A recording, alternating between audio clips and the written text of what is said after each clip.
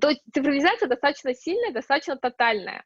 Но тут еще есть такой важный момент, это культурный момент в Китае, потому что как воспитываются дети. И вот я не сильно знаю мировые культуры, да, ну там, по крайней мере, те, которые я знаю, я такого еще не встречала. Но фактически дети растут без родителей. Родители рожают детей и увозят их бабушкам, дедушкам в деревню, и дальше, ну, по крайней мере, то, что нам рассказывали китайцы, родители могут там годами не видеть своих детей, потому что им некогда, потому что они работают, потому что они зарабатывают деньги, а детей растят бабушки и дедушки. И один из лидеров китайского рынка, мы смотрели компанию, которая с 2,5 лет детей отправляет в Европу, то есть малышиков, а я на момент вот была в Китае, у меня Ники было 2,5 года, и я, честно говоря, так с небольшим ужасом представила, что я ее сейчас там на пару лет отправлю куда-то в Европу, не увижу, но для того, чтобы ребенок был более конкурентоспособным. И, в принципе, вот это стать более конкурентоспособным нам показалось таким ключевым лейтмотивом вообще жизни Китая. Растить детей так, чтобы они могли быть, вот прям порвать всех в этом мире и стать лидерами. Создавать такие компании, которые смогут тоже порвать всех и быть конкурентоспособными. То есть вот ничего личного, ничего эмоционального, лишь бы потом вот ребенок смог стать успешным. Родители много работают, чтобы заработать деньги детям на обучение, и, может быть, поэтому создается ощущение такой роботизации. И, может быть, поэтому, еще раз повторю, самоуправление там такое своеобразное, но при этом четко и продуктивно работающее. Еще такой важный момент, у них очень много визуализации. Вообще, мне показалось, что у них такое достаточно цельное при этом самоуправление, потому что у них офис подстраивается под ту методику менеджмента, которая выбирается. Мы были в разных компаниях, в том числе у нас там сорвалась очень важная для нас встреча в Alibaba, в последний момент она отменилась, и нам на замену поставили, ну, такую компанию, которая шьет абибасы, ну, то есть шьет сумки поддельные. Мы там очень смеялись, но считается одним из таких лидеров китайского рынка по объемам. Очень много сумок. У них есть там какая-то своя линия сумок, ну, очень много таких Москина там, ну, и так далее подделок. Вот. Даже там был очень холодный неотапливаемый офис, люди сидят в куртках, прям крестьяне работают на низких зарплатах, но даже там заходишь, история компании. Вот кто читает меня в Инстаграм, вы навидели, я даже в избранном это все сохраняла, эти видео из офисов, то есть вот прям, то есть у них система менеджмента очень сильно поддерживается визуальными средствами. Вот даже в компании, которая шьет абибасы, на стене визуально вся история компании, все ценности компании, идеология компании, там, ну, достаточно жутковатый офис, такими жутковатыми туалетами, но идеология на стене нарисована красиво, все прописано. С нами ездил Марк Кукушкин, человек, который побывал на всех наших стажировках и вообще много чего знает про корпоративные университеты. Он сказал, лучшего музея, чем в Хайере, музей истории компании, он не встречал. В Хайере там вообще они сделали отдельно музей истории бытовой техники, отдельно музей их истории, отдельно музей становления самоуправления, и у них даже вот это есть Рэй Дэн Маут, это вот их модель знаменитая, которую сейчас очень популяризируют, они создали университет изучения их модели самоуправления. То есть китайцы, по крайней мере, вот насколько мы увидели, поняли, они, во-первых, вот это все рассказывают, показывают, но они из всего умеют еще делать бизнес. Ну, то есть они сделали какую-то создали интересную модель самоуправления, они из нее делают бизнес, они на ней тоже начинают зарабатывать. И тот же самый Хайер, у него сейчас еще и мощный акселератор, в который любая компания, в том числе там из России, может пойти в стартап и получить и средства, и поддержку, и всю вот эту инфраструктуру Хайер. Хороший вопрос задала Леона, что у них в голове и сердце.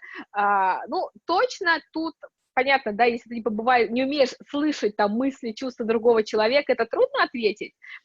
Но то, что мы видели улыбающихся людей, мы видели людей, которые, ну, действительно впахивают, у них, вы, наверное, знаете, да, что в Китае там отпуск неделя, праздников очень мало, ну, то есть, по большому счету, у них там, нам говорили, что если считать количество там отдыха в год, то это, ну, недели 2 с трудом наберется, то есть они очень много работают, они очень много находятся в офисах, и поэтому тут они другие, другой менталитет, в общем, трудно сказать, если в них русская сердечность, ну, скорее всего, нет, да, потому что культура другая, они все-таки стратеги, они все-таки живут больше умом, они просчитывают и глубоко просчитывают, поэтому не знаю.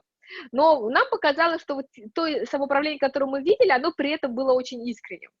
Ну, то есть оно было таким тотальным, оно было во многом авторитарным, но при этом, говорю, мы видели людей, которые там улыбаются, людей, которые работают, людей, которые там открыто встречали нас, открыто делились, открыто показывали всю информацию, но при этом ну, такой вот культурный барьер, конечно, есть. Ну, если люди там спят в офисе, и многие из них, повторюсь, сидят в пуховиках, потому что офисы не отапливаются, у них достаточно холодно зимой, то здесь ну, надо понимать свою специфику. Так. Ален, как у нас с Леоной? Она сейчас заходит через Zoom, у нее небольшой технический маленький момент такой неприятный случился. Сейчас она заходит, подключается. Вот мы с ней на связи очень активно. Сейчас в чате как раз она входит. Давай, хорошо. Ну вот Леонора пишет, да, Китай тоталитарное государство, в чем-то мы похожи. Знаете, что интересно? Интересно, что при этом у нас не возникло ощущения несвободы. То есть, с одной стороны, понятно, что там ну, много чего прослушивать, и нам рассказывали, что вот за счет вот этой электронной жизни, ну, по сути, у них там все проходит в основном в WeChat. То есть, WeChat — это доступ в интернет, WeChat — это все коммуникации, это мессенджер, WeChat — это социальная сеть, через там WeChat и Alipay проходят все покупки, которые человек делает, и поэтому понятно, что на каждого человека есть полное досье. Причем досье, там у того же самого Alibaba есть великолепная информация по каждому покупателю, там его размер одежды, его предпочтения по цвету, какие фасоны он носит, и за счет этого, конечно, они могут, ну, там, продавать то, что нужно человеку, и управлять его, да, управлять его там восприятием и сознанием. И за счет, ну, контроль, понятно, что очень сильный. Но при этом вот, ну, у нас сложилось впечатление, что люди там достаточно счастливые. Хотя там культура очень интересная, у нас там был случай с сумками с этими, ну, понятно, эти сумки жутковатые, но при этом очень веселые, там в виде пакетов молока, там какие-то кошечки, ну, и у нас многие начали детям покупать эти сумки, там, детям, племянникам в подарки, и собственник там сразу спросил, скажите, там, купили ли вы сумки, там, она, большая часть группы была мужчины, купили ли вы сумки своим женам?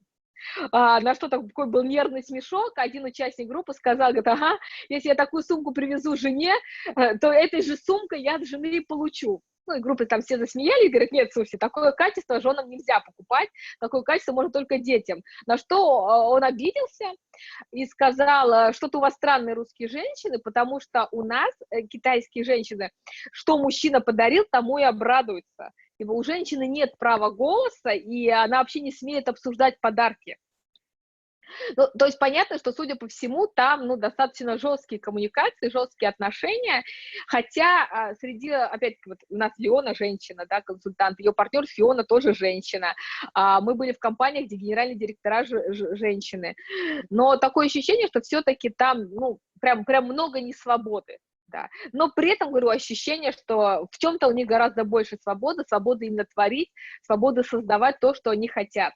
Потому что, несмотря на то, что нам сказали, что там все некоммерческие помещения, вся некоммерческая недвижимость принадлежит государству, при этом за счет поддержки государства, если государство поддерживает, как раз бизнесы развиваются достаточно хорошо и много всего могут делать, чтобы, ну, в том числе и создавая очень мощные продукты, которые, опять-таки, на государственном уровне поддерживаются, выходя в том числе на мировые рынки. Ну, то есть, с одной стороны, государство ограничивает, да, потому что есть четкие правила, четкие нормы, и в семье, судя по всему, тоже есть очень четкие иерархии и своя такая жесткая культура и в организации, но при этом это и становится еще и поддержкой.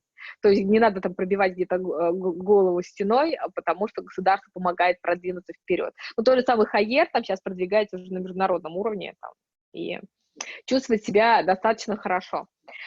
Друзья, вы задавайте пока тоже вопросы, пока ждем Леону, а я тогда сейчас, давайте, наверное, открою свои записи по Китаю, ну и тоже какие-то ключевые моменты еще расскажу по самоуправлению. Что еще производило большое впечатление? ну, то, что они подходят ко всему сразу комплексно. К тому, что, ну, сказала уже про визуализацию, да, но еще и к тому, что они не просто там внедряют, например, холакратию кусочком, но они начинают это делать вообще с стилем жизни и тем, что становится для них прям полноценным условием, таким выживания, наверное. Вот одна из компаний, которую я рассказывала, это компания геймификаторов, она называется UOOYAA. Это компания, которая делает прям очень мощные игры, и они создали фактически 6 кругов у себя. Первый круг — это кросс-платформ, то есть они, короче, взяли иерархию, которая была, просто вот заменили кругами, ну, просто то, что было, перерисовали в круге.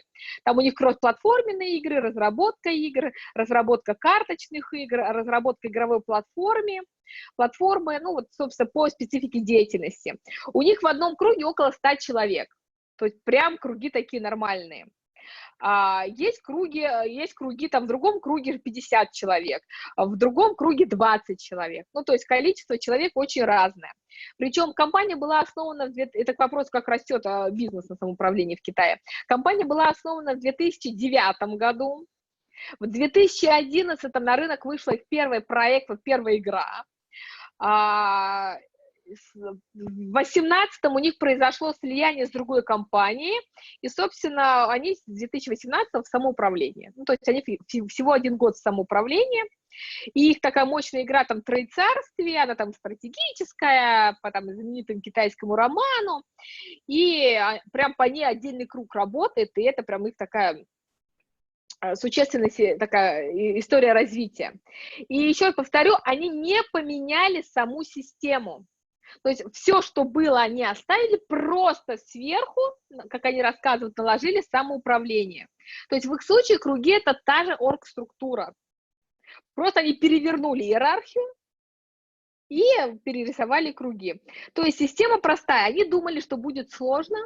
Для них вообще элементарно. Они не понимают, как может не работать холакратия. Они не понимают, как можно не жить теперь по холакратии. Они считают, что это очень понятно и просто. У них 315 человек. Вот как раз компания Леоны, ее партнер Фиона, как раз они там настраивали это.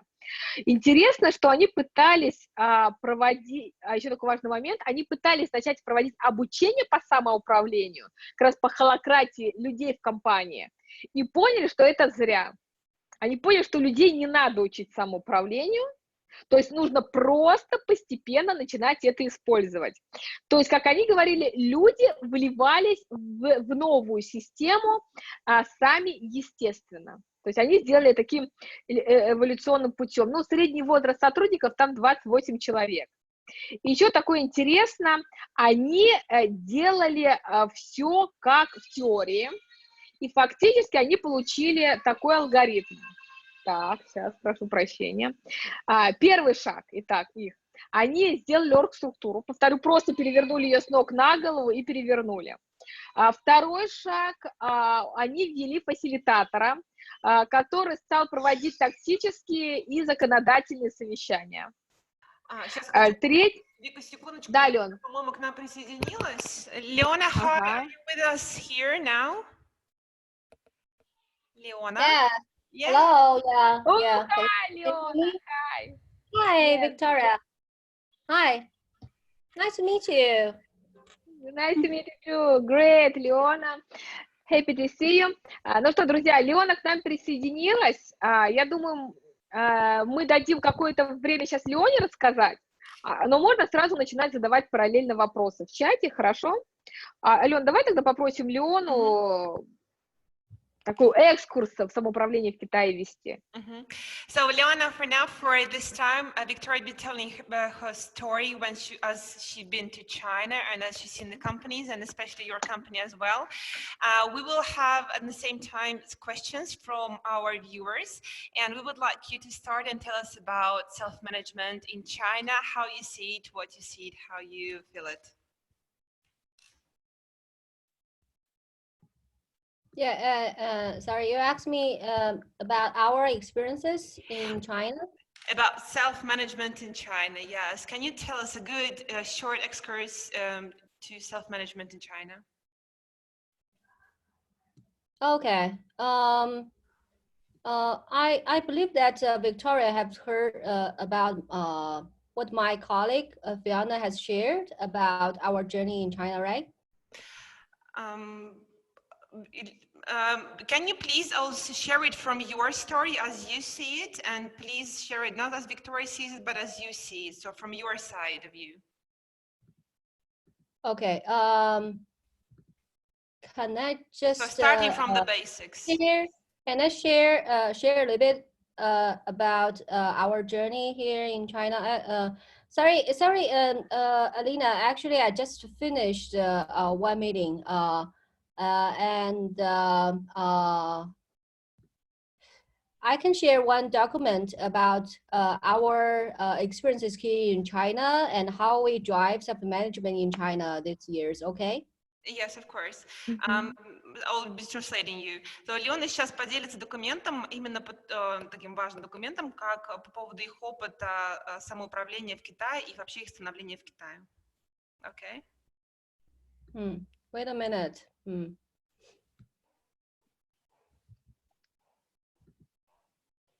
Okay. Let's see.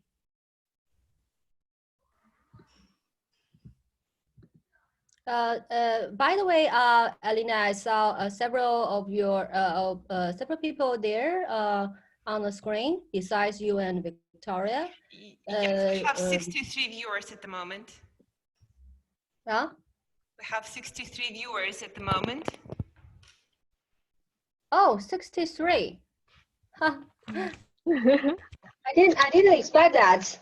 We have so many people there online. Sorry, I may miss your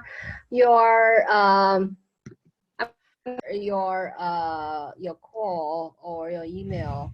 I thought only you and Victoria and me. Мы до этого с Леоной говорили, Леона, к сожалению, сильно задержалась на встрече, была вынуждена важной, присоединилась к нам с опозданием, и сейчас рада приветствовать всех наших 63 участника нашей конференции. Ну да, я очень удивлена, что нас так много, да? Тут есть своя специфика с общением с коллегами из Китая. Sorry, Alina, could you please tell me more about the background of today's sharing? Сейчас Леона просила меня коротко рассказать о нашей встрече сегодня, нашей теме. Yeah, so Leona, we would like to share with our viewers the experience of self-management in China, how the management changed through years, the story of changing the management in China, how you see it, and how you as your company help companies integrate the new management style to their companies, and how you see it, especially the story, how the management changed in China, and from where it started and how it became, and especially how it came self-management. Some of the experiences, right? Experiences and stories, and how it went from what point, how it started at point A, and how it managed to end up at point B.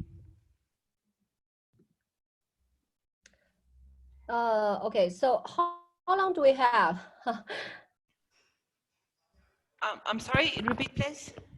I mean, how long do we have for this sharing?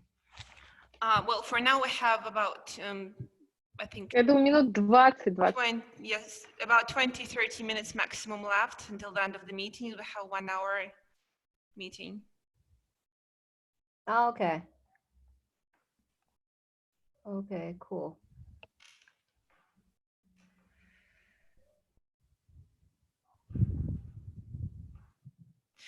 Вика, может быть, ты можешь сформулировать первый вопрос более конкретно, на который Леона сможет дать. Слушай, а я вот сейчас как раз думаю, может, мы вот это вот противоречие спросим, вот место самоуправлению в такой административной системе Китая. То есть, с одной стороны, там сильная дисциплина, да, и большая роль государства, и как самоуправление, на ее взгляд, какую роль, почему вообще самоуправлению удается быть в Китае, и в чем его специфика, на ее взгляд? Она же много по миру летает. Leona, so we think that it will be better for us if we will start asking questions a bit, more narrow questions. And we have a question which is always on top, is how is it manageable that we have this, the old typical of governmental strict in China we have, yes, the policy, and how the self-management is being well integrated into the government and the policies we have in China, into the strict, into this very communist way of country. And you travel a lot, and you can see the differences in different countries, how it's managed there. And we would like to see you to share your experience, how you see how can self-management be well integrated to the type of country you live in, into China. Yeah. Two different type of management. Cool. Actually, you can see my screen, right? Yes. Okay, cool. I think before answering your question, I think this is really a good question, and this is a big question actually. Прежде чем отвечаю на ваш, can you do pauses? I will just translate. Okay. Прежде чем отвечаю на ваш вопрос, это очень хороший вопрос, он очень глубокий, я хотела бы немного рассказать. Continue. Cool. And I have been asked many times about this question. How can self-management really happen in China? Меня очень часто задают этот вопрос, как самоуправление могло случиться в Китае.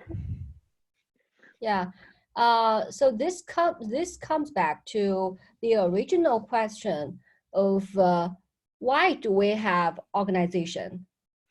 И это приводит к изначальному вопросу, зачем нам вообще нужна организация?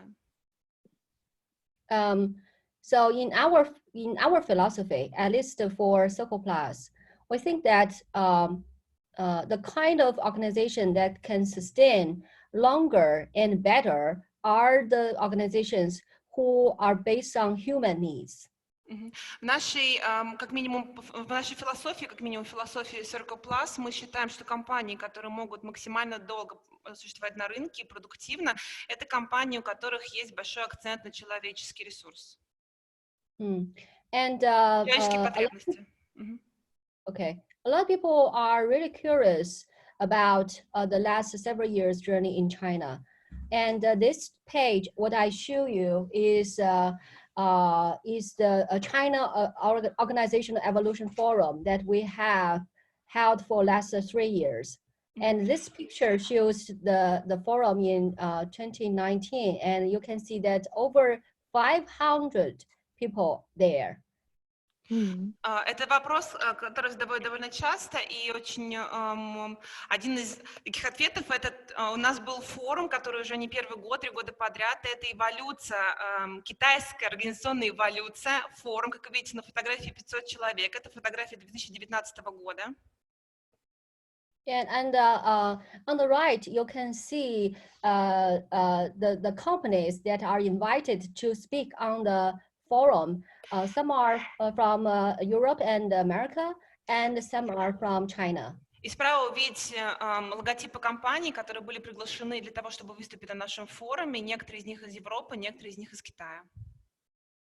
And this is not the full list of the companies who are trying self-management practices in China. It's just 10% of all of them. И это не все компании, которые представлены, всего 10% представлены из компаний, которые практикуют самоуправление в Китае. Yeah. Леона, коллеги, я понимаю, что можно задавать вопросы. Леона, а сколько сейчас компаний вы знаете, которые практикуют самоуправление в Китае? Ну, цифры, хотя приблизительная. Leona, can you share the number of companies who practice self-management in China? Approximate number of companies, at least. Actually, I may not be able to share all of them because we are not the only provider in China. for self-management practices. But what I can tell you is we have served 40 or 60 clients actually for the last several years. So this is only a small number of companies that we provide services. And you can see that some of the companies who are trying the self-management practice themselves. So what I can see, the trend here is that the number is increasing a lot. Вообще Леона говорит, что так как они являются официальным единственным вообще провайдером внедрения самоуправления в Китае, к ним за последние несколько лет обратились от 40 до 60 клиентов, которых они помогают, но есть компании, которые сами внедряют самоуправление, у них нет возможности их посчитать, но есть такая тенденция, что количество компаний с каждым годом увеличивается. And another information I can share here is I still remember that like 4 or 5 years ago, because I'm also Holacracy Global Coach, certified coach. When I talk about Holacracy or two organizations, most people will be really curious to know about what is Holacracy. But in recent years, especially for the recent 1 or 2 years, nobody asks these questions. People know about two organization or holacracy. People just want to know how to implement or introduce this practice in their companies. So you can see Make a pause. Интересный очень факт, что, например, 5 лет назад Леона тоже является официальным коучем от холакратии, который внедряет холакратию, и 5 лет назад очень многие спрашивали, а что такое вообще холакратия, расскажите нам про нее. То тенденция последних лет, особенно последние 2 года, никто не спрашивает, что такое холакратия, все спрашивают уже сразу, покажите нам, как нам внедрить холакратию. То есть люди уже знают, что есть холакратия, самоуправление.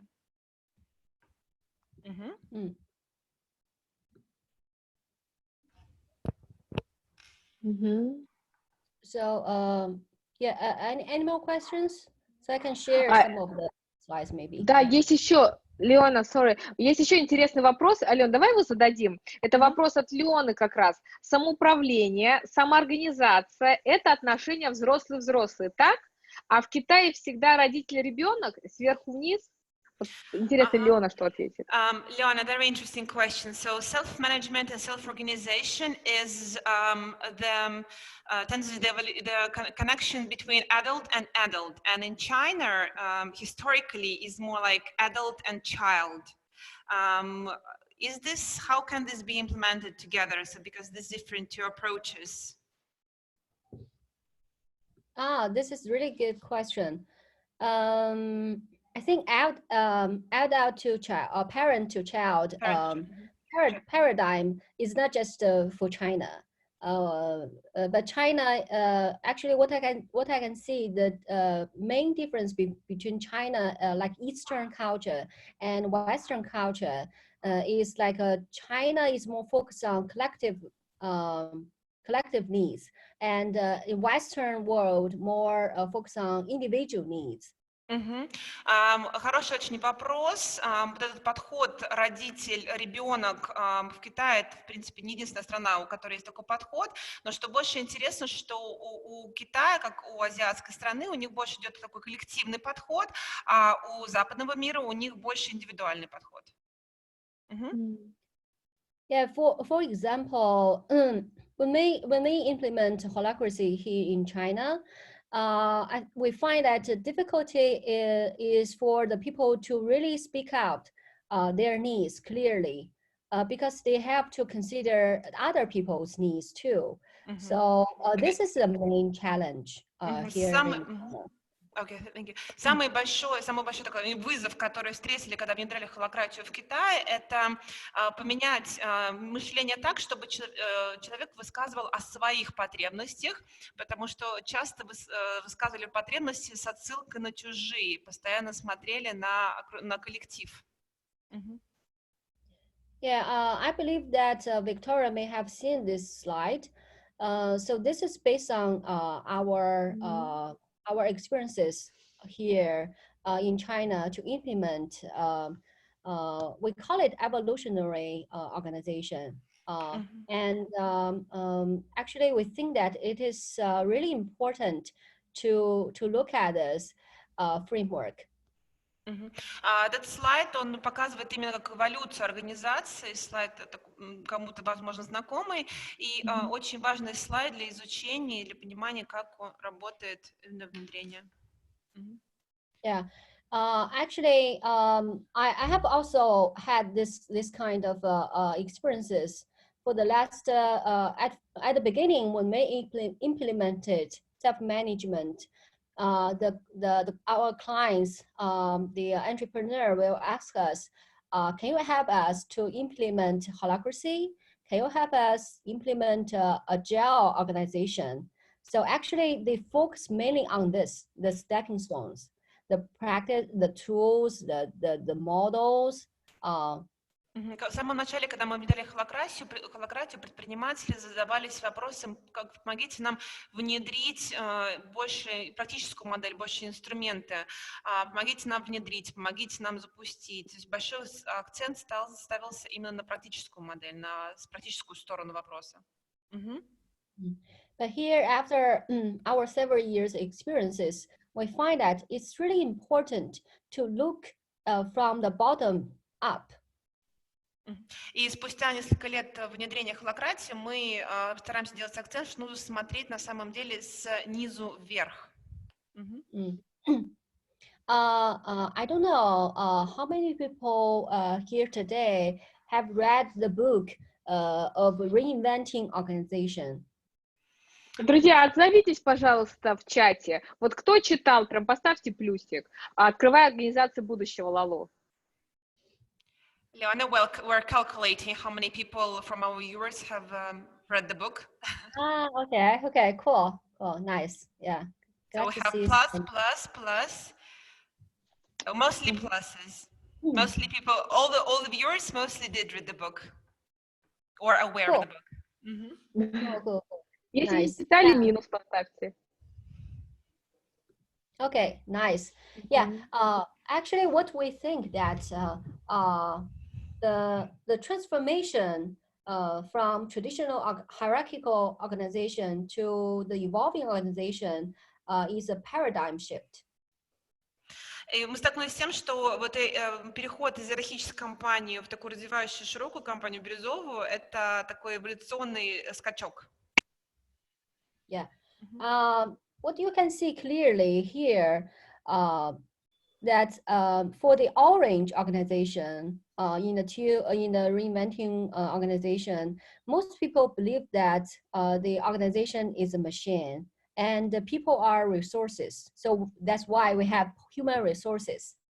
Как вы знаете, pause here, по книге «Как оранжевая организация», по теории Лалу, в оранжевой организации люди — это инструменты, поэтому human resources — это ресурс, где компания — это машина, поэтому HR-департамент называется human resources. So Alina, человеческий ресурс. Yes. Okay.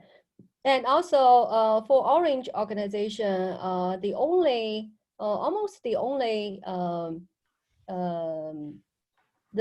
why these organizations live in this planet is because they need to drive more profit. И самым основной причиной, почему компания существует на рынке и живет, это для достижения большей прибыли. But in two organizations and in our philosophy, we believe that people are not just resources. One of the needs that we want to build this organization is we want people to become more resourceful people, so they can have more personal growth. И один из акцентов, который мы хотели бы сменить по нашей философии, по философии Леоны и ее организации, это переход с того, что человек — это ресурс, на то, что человек — ресурсный человек, на то, чтобы он сконцентрировался на личном росте, на личном развитии, на личном ресурсе. And the second is what we believe, and this is really based on complex theory and the biological theory, that the organization actually is not just the lump sum of parts, it's just an organic organization. Второй момент, который тоже очень важен, это то, что организация это не просто какая-то машина, которая драйвит, это больше органическая структура, и это подтверждает, в принципе, теория эволюции, такая база. And the last part, and this is also what I believe is the most important, is that the organization, the why organization live in this planet is not just for profit, it's also for purpose driven. И самый третий момент, но он тоже немало значим, это то, что компании существуют на рынке и развиваются не для увеличения прибыльности, а для развития своей цели, миссии. Для причины, компания существует во благо чего-то. But here, what is really important is what I want to point out is here is not just too extreme that you can only have A or B. Actually, both of them can live can live together. Но самое важное, что это не обязательно как черное и белое А и Б.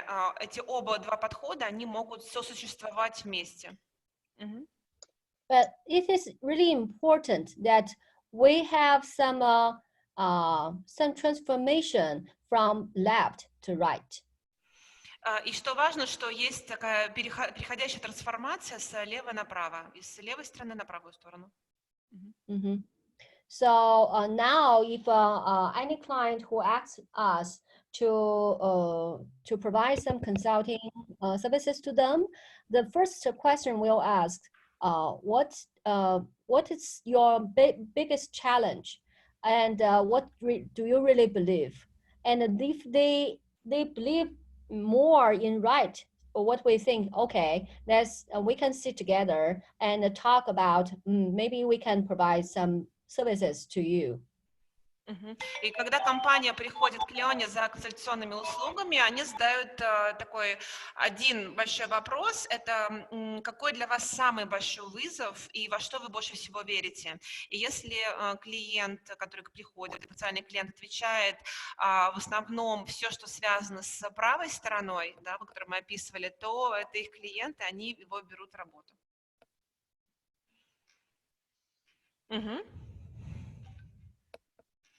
Sorry. Based on this beliefs, we just summarized our framework, like me, we, us, all of us. Just continue. Yeah. The reason why we put me, individual, as a same level of organization is we think that in the current organization, the individuals are become more and more important. Если мы смотрим на рамку вот этой работы, которая есть на этот слайдик, то один из причин, почему мы поставили я на уровень со всеми, потому что очень важно, и мы это подчеркиваем, это индивидуальность и вклад каждого человека. And another one is this is also really aligned with Conwell's systematic thinking. Like if we want to drive into evolutionary organization, me, we, us, all of us, the individuals, the teams, organization, and even the ecology are we need to make all of them really balanced and integral. И что очень важно, что если мы хотим вырасти в такую трансформационную организацию, вырасти, перерасти, переродиться, то нам нужно соблюдать баланс на всех уровнях для того, чтобы между собой они очень хорошо синтегрировали, взаимодействовали и поддерживали вот эту единую структуру. So based on this building blocks, we just summarized our 12 principles. What you can see on the screen. And what I want to say, actually, Alina, I may not explain each of them today because of the time reason, but actually, you can explain them later. And what I want to emphasize here is they may not, we don't provide these services together, but actually we will start at least from one or two based on the client's needs. That's really important. And another one is, they may not... Make a stop here just for me to translate the very important, because you have very important message here. И вот у нас есть эти блоки, мы так, как мы, и все мы вместе экология, это блоки, на которых появились эти вот 12 принципов, которые вышли именно из основ. И когда вы хотите внедрять self-management, самоуправление или внедрять какую-то новую систему, не обязательно браться за все. Можно взять за один-два принципа и потихонечку внедрять один за вторым. Yeah. What I want to emphasize here is they may not do the 12 principles together, but actually they are not, they don't have any objections of any of them. That's really important. Не обязательно внедрять все сразу, да, достаточно по одному. У них нет такого четкой очерченности, чтобы это было проблемой. Okay, yeah, I just stop here and I see several questions come in. Maybe we can ask more questions. Да, вопрос, Вика. Да, тут еще и в чате, в Телеграме есть вопросы. Вопрос интересный от Леоноры. Как менялся майндсет? Сейчас многие компании в мире переходят на модели 3P, да, People, Planet, Profit. И рада, что в Китае тоже об этом задумались про людей, и как менялся этот майндсет, да, переходили. И как они меняют этот майндсет у своих клиентов. So, Leon, the question is, how do you work on the mindset and the change of the mindset of your clients? Now is the tendency is new as 3P, people, planet, profit. And the question is, how do you change the mindset of your clients to change the management? How you work on the mindset?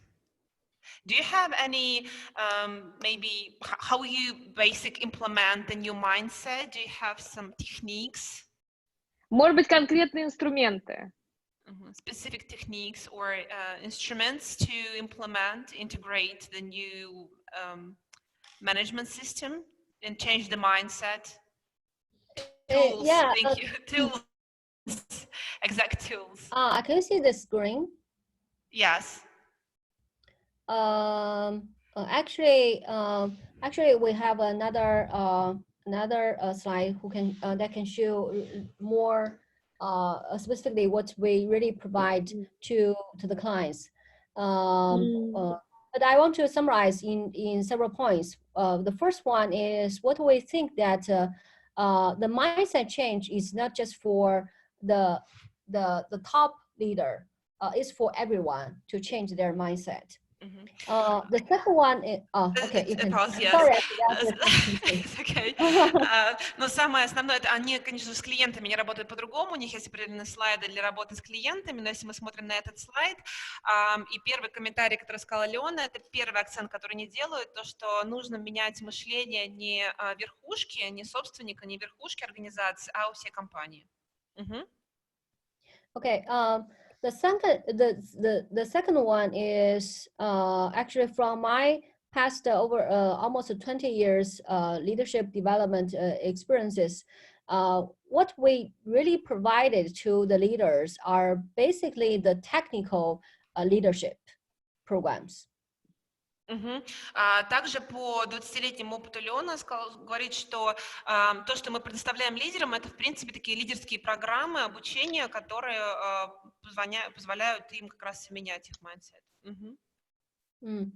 What is called technical leadership development is we basically focus on improving the leaders' leadership skills, leadership competencies. То есть, что имеется в виду технически как раз такое обучение лидерству, это привитие базовых лидерских навыков для лидеров, то есть, в принципе, тренинги по лидерству. And what we think that in the VUCA world, what is more important is to cultivate adaptive leadership. И что мы считаем, что в мире ВУКа, вот, который сейчас существует, очень важно культивировать адаптивное лидерство. And Leona, there is a question to you. What exactly skills do you see as leadership skills, except for the adaptive? Can you name more leadership skills which you put in the training of leadership skills training? Yeah, there are several competencies. You can see here is like can you see here? Actually, it's more about the complex mindset. The second one is to accept what they don't know. And the third one is to have really a growth mindset. And the fourth one, actually, what is really important is like here, what I just want to mention here, what we talk about mainly is about the skills development. But what really important is the mentality development. Here is from Robert Keegan's developmental conscious developmental theory. That we have to change from here, not just to change the skills or competencies. Yeah. То есть это идет глубокое, перевожу, попробую немножко более общно, перевожу, более глубокое изменение непосредственно руководителя, сначала глубокое изменение, а потом понимание, чтобы он смог прекрасно понимать, где ему нужно меняться. Потом он был активно нацелен на саморазвитие и на развитие. Очень такое полностью смена ментальности именно в широком смысле этого слова. Actually, I want to just quote really what I really respected Britain senior consultant who mentioned about who are driving T organization globally, and once we invited him to China, and he said, if you want to drive self-management, one of the signal is if you have enough majority of people who are self-authored mind, that's how you really can make it more successful. So to look for the community to support, the supportive community around the person, you mean, yes?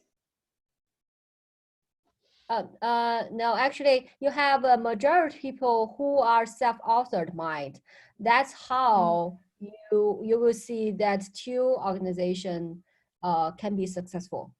Леона говорит, что он разговаривал с одним из непосредственно таких интеграторов тоже селф-менеджмента, и он сказал, что самым таким ярким сигналом, когда вы понимаете, что компания будет меняться, когда в компании достаточно много людей, у которых есть такой самоавторский тип мышления.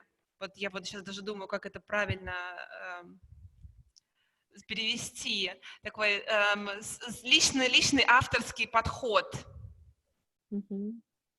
Алена, тут есть как раз вопрос, сколько таких лидеров в компании нужно иметь в процентах, чтобы успешно трансформировать компанию? Leona, there is a question, how many leaders in percentage do you need in the company to successfully change the company and to change the mindset in the company? In percentage.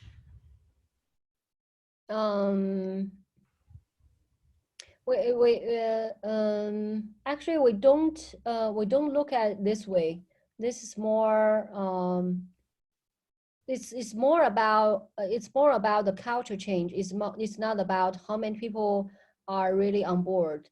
But what I can tell you is what we see actually in the past is most of the time the CEO is the one who drive and who really believe in this trend. But for the executive teams, what I can see that some of them are not really with that. So that's why it's really hard, and this is really big challenges to drive it. Нет такого, как в процентном или не в процентном количестве людей, больше идет про желание сотрудников компании, и что важно, что чаще всего этот драйвер исходит именно от основателя компании, от SEO компании, который драйвит, и в этом и есть сложность, что от него во многом зависит именно степень развития вообще компании, от его драйва. Также вот я увидела, что перевод есть основанный на собственном авторитете, self-authored mind, спасибо большое в комментариях, основанный на собственном авторитете, тип мышления. Если она. Вик, может быть, вопросы еще есть? Я просто Да, не вижу тут все. вопросов много. Сейчас. Ну, во-первых, просят привести пример вот этого self-authored mind. Да? Как это? Leona, can you give an example? What does self-authored mind mean? An example, or give more details to this phrase, to this indicator. И как его сформировать? Вопрос. And how can we develop it? Oh, okay. I just want to recommend. First, I want to recommend one book that is written by Jennifer. Let me see the name of it. Actually, she is a student of Robert Keegan, and she wrote a book called Change on the Job, and it writes really in details of what is self-authored mind is. Леона рекомендует книгу, Дженнифер вот сейчас она скажет фамилию, это ученица Роберта Хиггинса, у нее есть книга Change on the Job, и, я понимаю, это изменения в карьере, в подходе, не знаю, как она переводится у нас, и именно эта книга, она именно ставит большой акцент на именно этом типе мышления и расшифровывает ее. Do you know the last name of Jennifer's last name, the authors?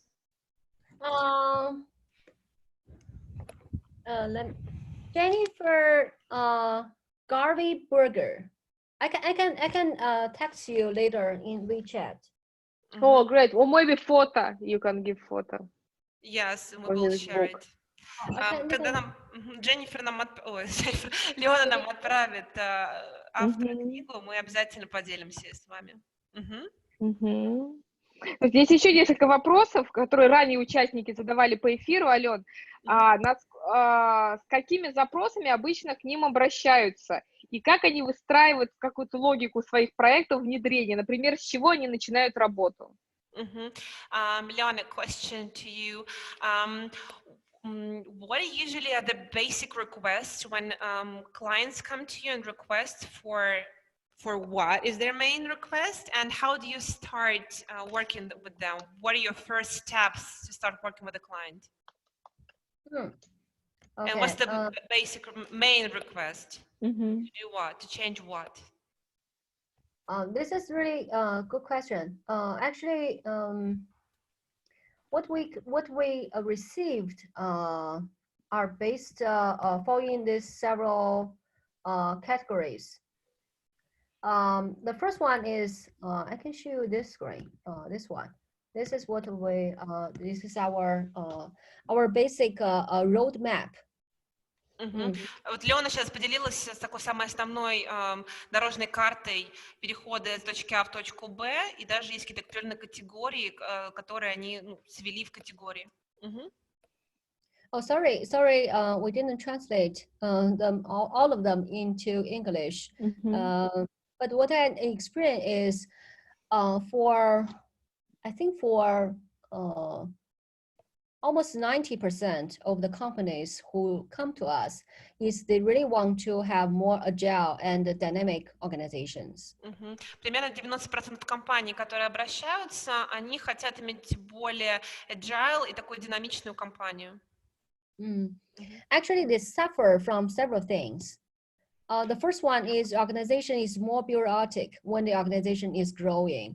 So they see that the middle management are there and they don't really contribute a lot of values. Есть некоторые сложности, с которыми сталкиваются компании. Например, первая, одна из них, то, что компания довольно бюрократична, когда они приходят, и есть средний менеджмент, который является такой прослойкой, и при этом он не вкладывается по полной в компанию, в организацию, то есть от него нет такого исхода. The second one is also based on the external world is changing so fast. We call it VUCA. Второй. So, Yeah, continue. Sorry. Yes. So actually, also you may all know about the coronavirus now here in China. So most of companies cannot. They are suffering a lot, and they face a lot of uncertainties. Вторая причина, по которой тоже обращаются, это то, что мир у нас ВУКА, мир это постоянно меняющийся, и компании чувствуют неуверенность в будущем, и они приходят для того, чтобы поменяться, чтобы быть более адаптивными к будущему, как, например, сейчас всем нам известная ситуация с коронавирусом, из-за которой очень много компаний пострадали, и, в принципе, мир меняется, и компании недостаточно адаптированы. So based on this really uncertain, volatile, complex, ambiguous situation, in the only depend on the top management team make decisions and to tell the people where to go doesn't work anymore. Ну и то, что компании понимают, то, что ситуация, которая была раньше, когда топ-менеджмент компании говорит людям, куда идти и куда бежать, уже больше не работает. And the third one, I think this is really about the new generations. For a lot of new generations, especially for the people who are born in late 90s, or now you see like the Z generation also come, like 00 generation also come to work. So for these people, they need different management styles than before. Ну и третий фактор – это, конечно же, смена поколений. На работу выходят молодые головы, молодые люди. Это поздние 90-е, это поколение Z, это поколение нулевых, которые выходят, и уже тип управления, который был раньше, им не подходит.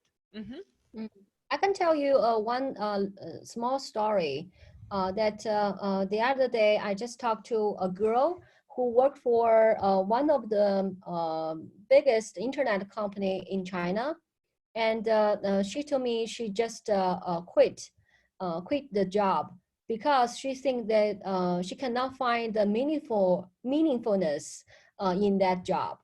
Например, вот одна из историй, которая случилась на днях с Леоной, она разговаривала с молодой девушкой, которая уволилась из очень крупной интернет-компании, одной из крупнейших в Китае, и она уволилась, и причина увольнения была, что она не видит смысла в деятельности в этой компании, своего смысла в деятельности. So with the new generation come into workplace, so it is really important for the management team change their styles and to create more spaces for the people to generate their creativity and productivity. И со сменой поколений и приходом новых людей менеджменту необходимо сменить, рекомендуется сменить манеру управления для того, чтобы дать больше возможностей для продуктивности, для креативности новых сотрудников, для развития личности. Yeah, this is all my answers. I think all of them are like this. Yeah, the fall into this. Ответили ли на вопросы, спрашивает. Ну, Леона вот ответила. Есть еще вопросы? And the first step, actually, we step in, come back to Victoria's question is, actually, we'll start with organizational assessment to see where the current situation of the organization is. Ну и, конечно же, отвечая на вопрос с первого шага, это первое, что мы делаем, мы проводим определенный ассессмент компании, организации, чтобы понять, где, на какой стадии они находятся, ассессмент, понимание, что происходит в компании.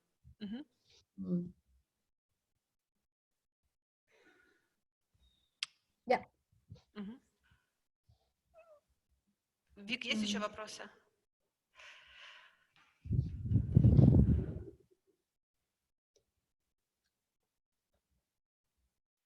Леона в чате написала книгу Дженнифер Гарви Бергер. От Леоны можете в чате тоже найти его. Sorry? This is just that you said that you texted the name of the book in the chat. Yeah. What's the question? Sorry. Okay. This is the author, right? You asked about that? There's a question. Are there 3.0 other examples of 3.0 organization in China or globally, which you know, such as Circularity 3.0 organizations?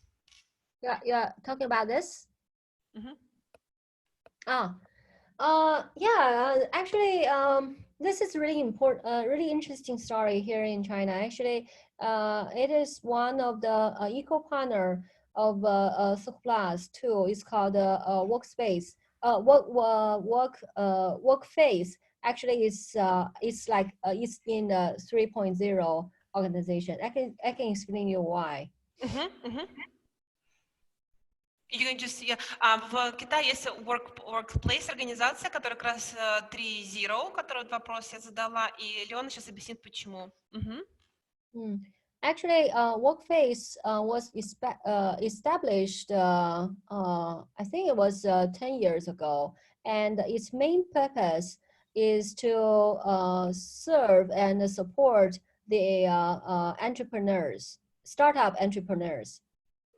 Компания Workface, она была основана примерно 10 лет назад, и ее основной деятельностью была именно поддержка предпринимательства. And now, actually, this the full-time employees of Workface are only 7 people, but actually they support over 100,000 startup entrepreneurs in 36 cities. 36, ага. И самое интересное, что сейчас работает всего в компании 7 человек, которые поддерживают более 100 тысяч предпринимателей в более чем в 36 городах. То есть в компании работает всего 7 человек. And actually, one of their actually they call themselves DAO. That is from blockchain distributed autonomous organization. And there, I like most is to everyone learn from everyone, everyone support everyone, everyone serve everyone. И один из принципов, который очень интересный из принципов, которые компания применяет у себя, это каждый учится у каждого, каждый обучается у каждого, каждый служит каждому, и такой коллаборационный друг с другом получается тип работы.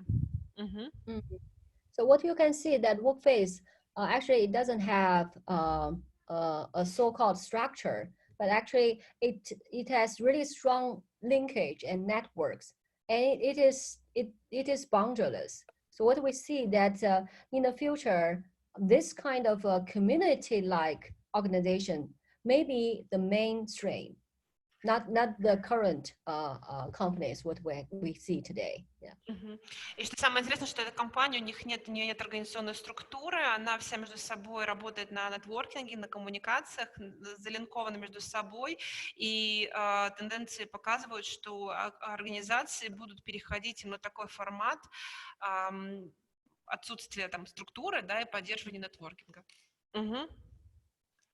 I'm just looking for more questions. Unfortunately, Victoria left us. Коллеги, к сожалению, Виктория была вынуждена, у нас время подходит к концу нашей встречи. Во-первых, спасибо большое, что вы все с нами. Мы задержались на целых 20 минут. Спасибо, что вы с нами здесь продолжаете с нами изучать Китай.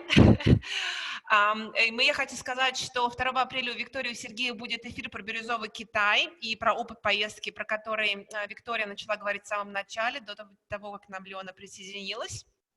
Вот. Если у вас какие-то есть вопросы, на которые мы не ответили, пожалуйста, задайте их в чате, мы их зададим лично Леоне и сделаем там информационное, может быть, какое-то небольшое письмо именно с ответом на эти вопросы, на которые мы сейчас не ответили.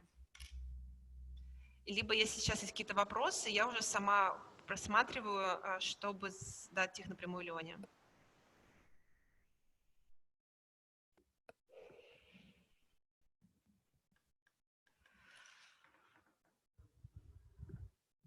Okay. So Leona, we are now, we're thanking you for joining us for this wonderful webinar we have for our guests. Thank you very much for spending this lovely hour with us, and thank you very much for your knowledge and experience. We're very, very thankful. And we have a lot of thank you in the chat at the moment. I'm just translating. Unfortunately, Victoria has a training, yes, and she had to leave because she has a scheduled training which she cannot postpone as well. If we will have any questions more in the chat, is it okay that we will approach you with them and you will give your reply on some questions if we'll have some, and we will just share your reply to our guests, viewers. Yeah, no problem. And thank you, Alina and Victoria, for your invitation. I feel really, really sorry to be late, and hope that we can talk to you more. And it's lovely to see so many people here on the screen that really want to know more about the practices in China, and I feel really proud of that. And thank you all of that and all your patience and time for this. Thank you. Леона, еще раз извинилась за небольшую задержку, которая случилась, что мы задержали наш эфир, и также очень рада тому, что у нас очень много людей, которые интересуются менеджментом и системой управления в Китае, это очень здорово. И тоже благодарить всех участников за вопросы, за продуктивную работу. Спасибо всем большое. Okay, thank you very much again, and hope to talk to you soon, and maybe hold another webinar or some stories about the China management. Cool. Thank you. Thank you very much. Thank you, and bye. Bye-bye.